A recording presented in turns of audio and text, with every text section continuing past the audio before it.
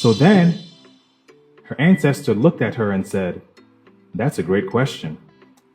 Adego's names give them the power to have a very high business acumen, maintain a strong reputation for money management. So, in this modern era, that means having a great credit score, and they can spot a deal from a mile away.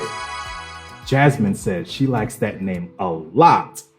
She remembered all the times in her life when her smart financial decisions had led to her success. If she named her daughter Adaego, this would be a great way to give her daughter that same gift of business success. Jasmine then asked her ancestor, "Are there more names too?" Her ancestor said yes. And then